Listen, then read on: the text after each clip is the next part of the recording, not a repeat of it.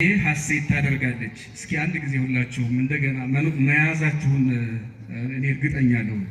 መንፈሴን በሉ እስኪ በአምላኬ በመድኃኒቴ ሐሴት ታደርጋለች። በመድኃኒቴ አለች እመቤታችን ቅድስት ድንግል ማርያም። ኢየሱስ ክርስቶስ ለሷ መድኃኒት የሚሆናት እንዴት ነው? እኔና እናንተ መድኃኒታችን ብንለው ከኃጢአት ስላዳነን ከመርገም ስላነጻን ቤዛ ስለሆነን ነው። ወዲህ ድንግል ማርያም ከእናቷ ማኅፀን ጀምሮ ኃጢአት አልሰራችም ንጽሕት ናት እያለች የምታስተምር ቤተ ክርስቲያን እሷ ራሷ መድኃኒቴ እያለችው ነው። ምንድን ነው ነገሩ? ወይስ እንደኛ የባህሪ በደል ነበረባት ማለት እንደኛ መርገም ተላልፎባት ነበር ወይ የሚለውን እንግዲህ ስናይ የመጀመሪያው ክርስቲያኖች መድኃኒቴ ስትል ድንግል ማርያም እመቤታችን መድኃኒት ብለዋለች። እውነት ነው። የመጀመሪያው ምክንያት መድኃኒቴ የምትልበት ወይም ያለችበት መድኃኒት ሁለት አይነት አገልግሎት ይሰጣል። አንደኛው የታመመ ሰው መፈወስ፣ ሁለተኛው ሳይታመሙ ከበሽታ መጠበቅ። ሁለቱም መድኃኒቶች ናቸው። አንደኛ የታመመ ሰው ከበሽታው ምን ይሆናል? በመድኃኒት ይድናል።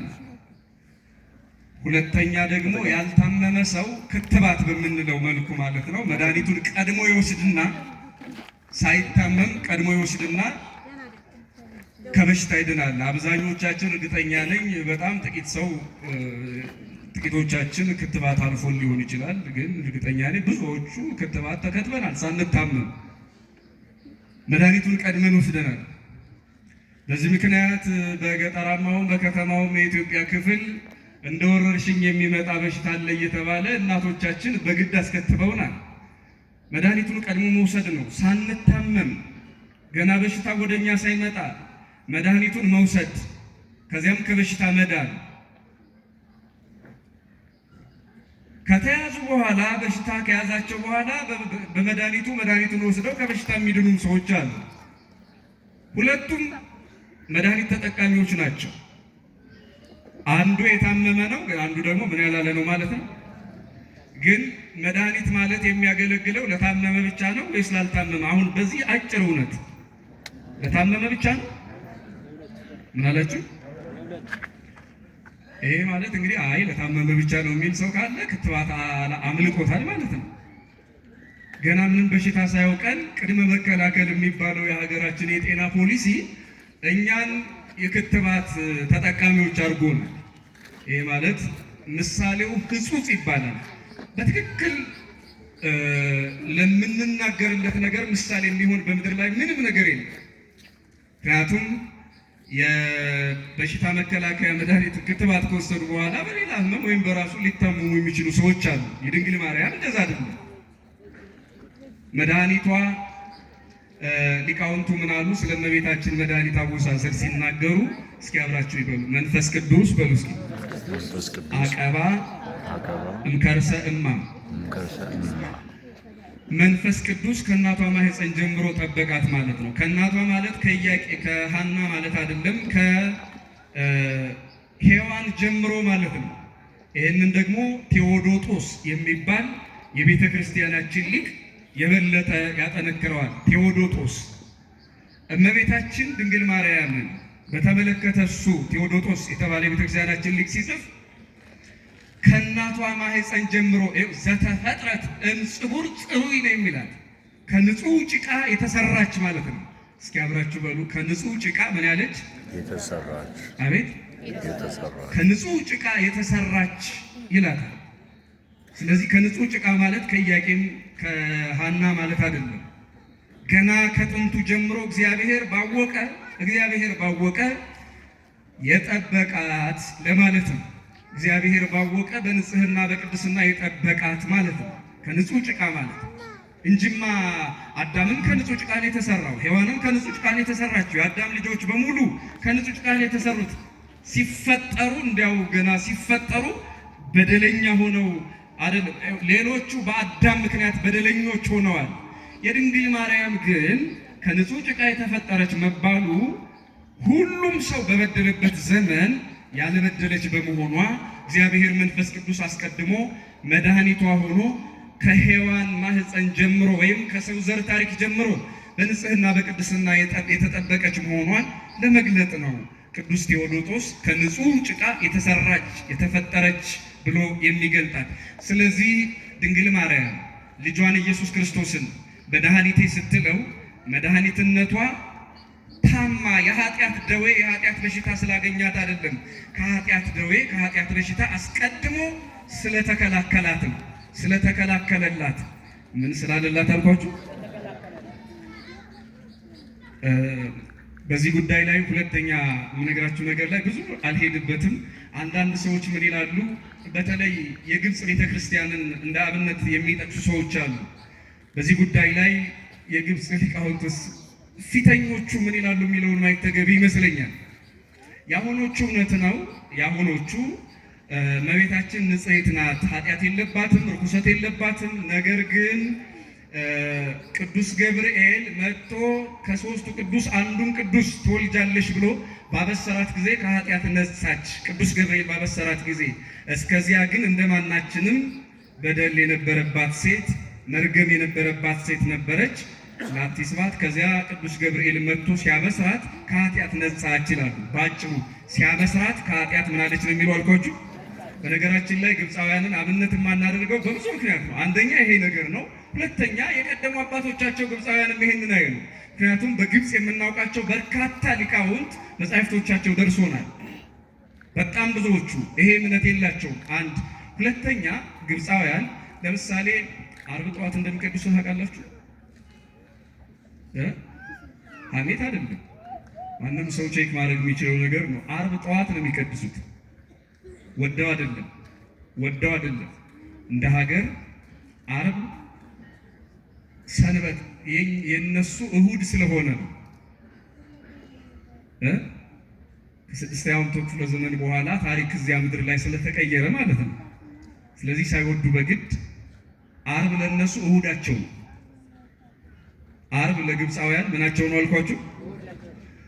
ግብፃውያን አሁን ዓርብ ጠዋት ስለሚቀድሱ እኔም ዓርብ ጠዋት መቀደስ አለብኝ የሚል ሰው ሞኝ ነው ማለት ነው።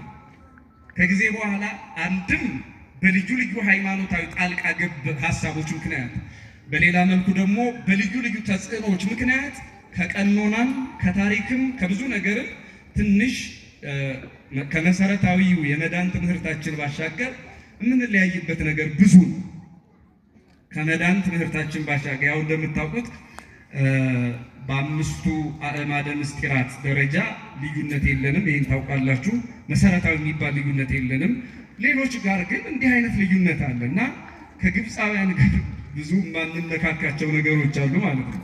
አንዳንዶቹ ሳይወዱ በግድ የመጣባቸው እንደ ሀገር ሊቋቋሙት የማይችል ችግር ደርሶባቸዋል። ስለዚህ አሁን ግብፅ ከቅዱስ ገብርኤል ሲያበስራት ነው ድንግል ማርያም ከርኩሰት ከመርገም የነጻችው ብሎ የሚያምን ሰው ግብፅን ካመነ ዓርብ ጠዋት ልቀድስ እያለ ነው ማለት ነው። ችግር ያመጣባቸው ይሄ ስህተት ነው። ሌላው በጣም ድንቅ የሆነ ምስጢር የሚናገረው ያለ ምክንያት ያለ ምስጢር የማይናገር የሶርያው ሊቅ ቅዱስ ኤፍሬም እመቤታችንን ደግሞ ደጋግሞ ምን ይላታል? የሰርግ ቤት ይላታል። የምን ቤት ይላታል አልኳችሁ? የሰርግ ቤት እየደጋገመ የሰርግ ቤት ይላታል። ቤተ ከብካብ ንጹህ የሰርግ ቤት ይላታል። እስኪ ልጠይቃችሁ፣ የሰርግ ቤት ሰርጉ ሲደርስ ነው የሚያምረው ወይስ ቀድሞ ነው የሚዘጋጀው? ንገሩኝ እስኪ ንገሩኛ። ወይስ ሙሽሪት ስትመጣ ሙሽራው ሲመጣ ነው እንዴ? እየመጡ ናቸው ተብሎ መንገድ ላይ እያሉ ሰርግ ቤት ዝግጅት ይደረጋል? ኖር አይደለም። መቼ ነው የሚዘጋጀው የሰርግ ቤቱ? ቀድሞ እንዴ በጀቱ ወጪው ምናምን እንዴ ቀድሞ ነው እንጂ በጣም ቀድሞ። ቅዱስ ኤፍሬም እመቤታችንን ያለ በጣም ብዙ ምክንያቶች አሉ። አሁን አልናገራቸውም እንዳላስመሻችሁ። አንዱ ምክንያት ስነግራችሁ ግን የሰርግ ቤት ብሎ ከተናገረበት ምስጢራት አንዱ ሙሽራው ክርስቶስ ሙሽራው ልጇ ወደ እሷ ሲመጣ የተዘጋጀች አይደለችም። ሙሽራው ወደ እሷ እንደሚመጣ ቀድሞ ሲታወቅ በንጽህና በቅድስና የተዘጋጀች ቤት ስለሆነች ነው የሰርግ ቤት የተባለችው ድንግል ማርያም። የሰርግ አዳራሽ የተባለችው ሙሽራዋ ሰማይ በግ የተባለው ክርስቶስ ነው። ዮሐንስ መጥምቅ ሰማያዊ ሙሽራ እኔ ሚዜው ነኝ ብሎ የመሰከረለት ሙሽራው ኢየሱስ ክርስቶስ ነው። የሰርግ ቤት ደግሞ እመቤታችን ድንግል ማርያም እና ሙሽራው ክርስቶስ ሊጸነስ ሲመጣ አይደለም ንጹህ የምትሆኑ ወደ እሷ ሙሽራው ከመምጣቱ አስቀድሞ ቀድሞ ነው የሚዘጋጀው የሰርግ ቤት በባህሪ። ሌላ ምሳሌ አለን። ምናልባት ሰፊ ሀሳብ ያለበት ነው፣ አሳጥሬ ልንገራችሁ። እመቤታችን ቅዱስ ኤፍሬምን ጨምሮ ሌሎች በርካታ ሊቃውንት በብሉይ ኪዳን ታቦት ይመስሏታል። በብሉይ ኪዳን ታቦት በማን ይመስሏታል አልኳችሁ? በብሉይ ኪዳን ታቦት የሚሰራው ከሚነቅዝ እንጨት አይደለም፣ ከማይነቅዝ እንጨት ነው። ምን ከማይል እንጨት አልኳችሁ? በጣም ጠንካራ ከሆነ እጅግ በጣም አፈርም ውሃም ሊቋቋም ከሚችል የቤተ ክርስቲያን ሊቃውንት ምን ይሉታል? ሸምሸር ሰጥ ይሉታል ልዩ ስሙ እና ግራር የሚመስል እንጨት ነው፣ በጣም ጠንካራ። ይሄ ከዚህ ይሰራል። ለምንድን ነው አሁን ይሄ ጠንካራ የሚሆነው? መቼ ነው የሚሆነው ያላችሁ እንደሆነ ለታቦት ሲመረጥ አይደለም። እንደው አንተ በቃ ለታቦትነት ተመርጠሃል ተብሎ ሲቆረጥ አይደለም። ጠንካራ የማይነቅዝ የሚሆነው የማይበላሽ የሚሆነው ገና ሲበቅል ነው። ገና ምን ሲል ነው አልኳችሁ? አቤት እንጂ እንዲያው የብሉይ ኪዳኑ ሊቀ ካህን ወይ ደግሞ የአዲስ ኪዳኑ ካህን ሄዶ ሲያየው ይሄ እንጨት ለታቦት ይሆናል ነው ሲመርጠው አይደለም። ገና ሲበቅል ነው።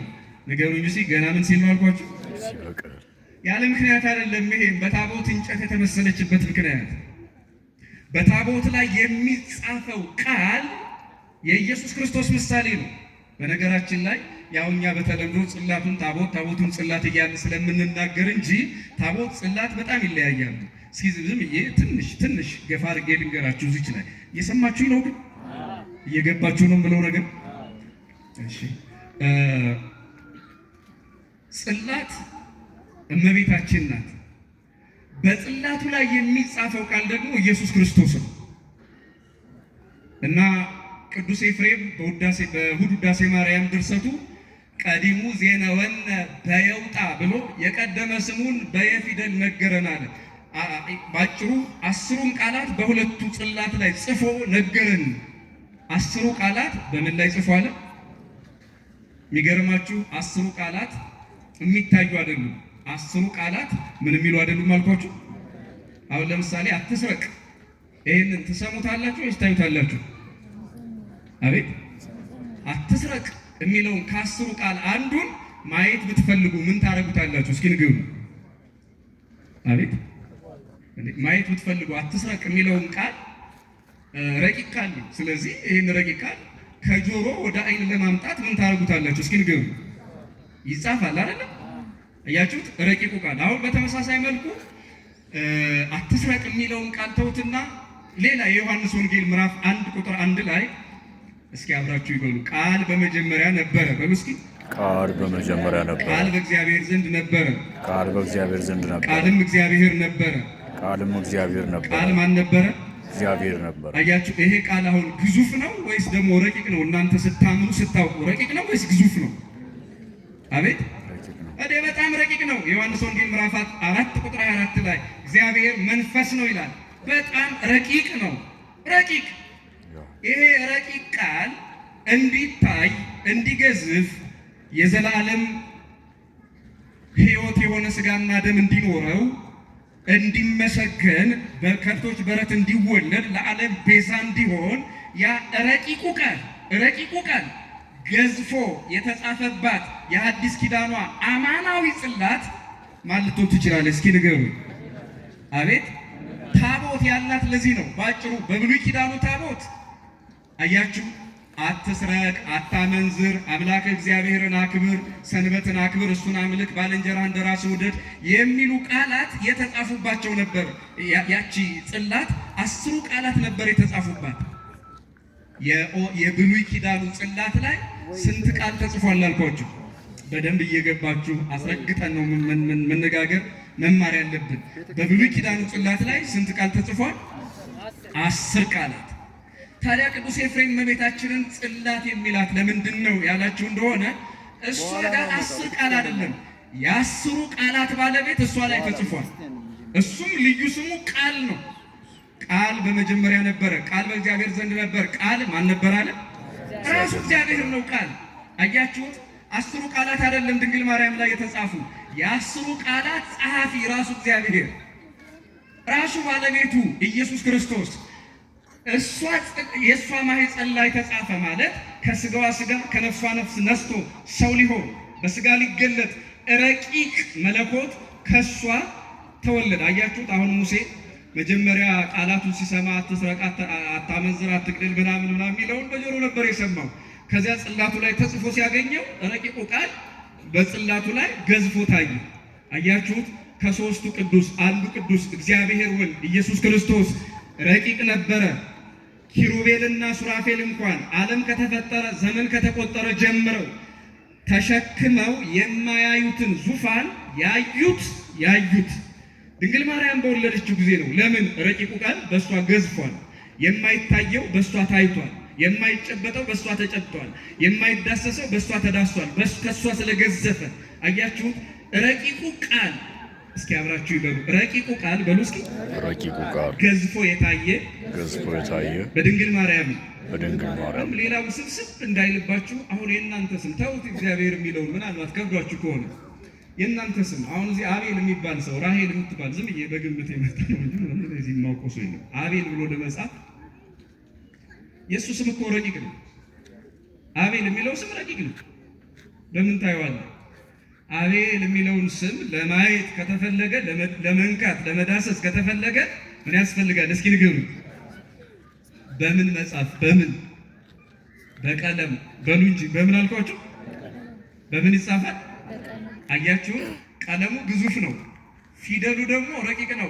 ረቂቁን ፊደል ይኸው አቤል የሚሉት አያችሁ? እነዚህ ፊደላት ረቂቆች ናቸው። ገዝፈው እንዲታዩ ቀለም ያስፈልጋል። በተመሳሳይ መልኩ ተመልከቱ። ልክ አቤል እንደሚለው ረቂቅ ነገር እግዚአብሔር ወልድ ረቂቅ ነበረ። ከሱ አቤል ከሚለው ስም በላይ የረቀቀ ነው። ታዲያ ገዝፎ ሊታይ ሲፈለግ ቀለም አስፈለገው። ያ ቀለም ዝም ብሎ እንዲሁ ቀለም በጥባጮች ከሆነ ነገር አምጥተው እንደሚበጠብጡት አይደለም። ያ ቀለም የድንግል ማርያም ስጋ ነው። ያ ቀለም አያችሁ፣ እግዚአብሔር ወልድ ገዝፎ የሚታይበት፣ እግዚአብሔር ወልድ ቤዛ የሚሆንበት ስጋና ደም የተገኘ ለወልድ ለኢየሱስ ክርስቶስ ቀለም የሆነችው የኢየሱስ ክርስቶስ ቀለሙ ማናት ማለት ነው። ስለዚህ ታቦት የምንላት ታቦት ማለት ይኸውላችሁ ረቂቁ ቃል ተጽፎ የተገኘበት መገለጫ፣ የረቂቅ ቃል መግዘፊያ ገዝፎ የሚታይበት። አሁን ድንግል ማርያምም መላእክት ያመሰግኑ ዘንድ የሰው ልጆች እረኞች ስብሐት ለእግዚአብሔር በሰማያት ወሰላም በምድር ለእግዚአብሔር ምስጋና ይሁን በሰማይም ምስጋና ተገባው በመላእክት ዘንድ እያሉ ሰውና መላእክት አንድ ሆነው እንዲያመሰግኑ አምላካችን ኢየሱስ ክርስቶስ ረቂቁ ቃል በእሷ እንዲገዝፍ ምክንያት የሆነችው ታቦታችን የሐዲስ ኪዳናችን ታቦት በሐዲስ ኪዳን ሌላ የለም እያልኳቸው አይደለም። ኢየሱስ ክርስቶስ ታቦት የሚላት ስጋ የለበሰችዋ ጽላት፣ ስጋ የለበሰችዋ ታቦት እመቤታችን ድንግል ማርያም ናት። ክብር ምስጋና ለእናታችን ለድንግል ማርያም ይሁንልን። ይሄ ትምህርት ገብቷችሁ ከሆነ እያልኳችሁ ያለሁት እመቤታችን ድንግል ማርያም ረቂቁ ቃል ስለገዘፈባት ታቦት ትባላለች። እስኪ አብራችሁ ይበሉ። እመቤታችን በሉ። ረቂቁ ቃል ስለገዘፈባት የቃል ቀለሙ ትባላለች። የቃል ምኑ ትባላለች? አሁን አቤል የሚለውን ስም ለማግዘፍ፣ ለማየት፣ ለመጨበጥ፣ ለመዳሰስ ምን ያስፈልገናል? ቀለም አይደለ? ኢየሱስ ክርስቶስ ደግሞ ረቂቁ መለኮት ገዝፎ እንዲታይ የሚበላ ስጋ የሕይወት እንጀራ የሚጠጣ የሕይወት ጽዋ እንዲሆን ቀለም አስፈለገው። ያ ቀለም ከሰማይ የመጣ አይደለም፣ ከድንግል ማርያም የተገኘ ነው። ስለዚህ እመቤታችን ድንግል ማርያም ማለት ረቂቁ ቃል የገዘፈባት ታቦታችን ናት። ይሄ ታቦት በምሳሌው የድንግል ማርያም ምሳሌ የሆነው የብሉይ ኪዳኑ ታቦት እንደው ለታቦት ተብሎ ሲቆረጥ አይደለም የማይበሰብስ የሚሆን፣ ለታቦት ተብሎ ሲዘጋጅ አይደለም ጠንካራ የሚሆነው፣ ገና ሲበቅል ነው። ድንግል ማርያም ቅዱስ ገብርኤል መጥቶ ከሦስቱ ቅዱስ እኮ አንዱን ቅዱስ ልትወልጅ ነው እያለ ሲያበስራት አይደለም ቅድስናዋ የሚጀምረው፣ ንጽህናዋ የሚጀምረው ገና ከእናቷ ማኅፀን ጀምሮ ነው። ይህንን ለመቋጨት እስኪ አብራችሁ ይበሉ። ታቦት በሉ። ታቦት የማይነቅዝ የሚሆነው ለታቦትነት ሲቆረጥ አይደለም። ገና ከምን ጀምሮ ነው? እናንተ ጨርሱት እስኪ። አቤት ገና ምን ሲበቅል ነው እንጂ። ታዲያ ይሄን ትምህርት ምንን ያስረዳናል ያላችሁ እንደሆነ አንዳንድ ሊቃውንት ምን ይላሉ አልኳችሁ? ድንግል ማርያም ከኃጢአት የነጻችው ማን ሲያበስራት ነው አሉ? አቤት እናላችሁ? ቅዱስ ገብርኤል ትወልጃለች፣ ትጸንሻለች፣ ትወልጃለች ብሎ ሲያበስራት ነው አሉ። መንገድ ላይ አያችሁ፣ ሕይወትን ኖራ የሆነ 15ኛው ዓመት ላይ መጥቶ እንዳበሰራት አያችሁ። መንገድ ላይ የጀመረ ቅድስና እንደማንም ፍጡር ኖራ ከዛ በኋላ ቅዱስ ገብርኤል ሲመጣ ከኃጢአት ነጻች። ይሄ እንደማይሆን ምሳሌዎች የሰርግ ቤት ያልናት ታቦት ያልናት አባቶቻችን ቅዱሳን ሊቃውንት ይሄንን ያሉት ያለ ምክንያት አይደለም። ታቦት ገና ሲበቅል ቅዱስ ነው። ገና ሲበቅል ጠንካራ ነው። የማይፈርስ የማይበሰብስ ጠንካራ ነው። ድንግል ማርያም የጽድቅ ቅድስናና ጥንካሬ ያገኘችው ቅዱስ ገብርኤል ሲያበስራት አይደለም። ገና ከሔዋን ማኅፀን ጀምሮ ቅድስት ድንግል ማርያም በንጽህና ያጌጠች ጠንካራዋ በጽድቅ በጸጋ የጠነከረች ጸጋ ክብርን የተላበሰች ብቸኛው የምድራችን ሴት ናት። ክብር ምስጋና ለእናታችን ለድንግል ማርያም ይሁንልን። ስለዚህ መንገድ ላይ የጀመረ ቅድስና የለም ማለት ነው።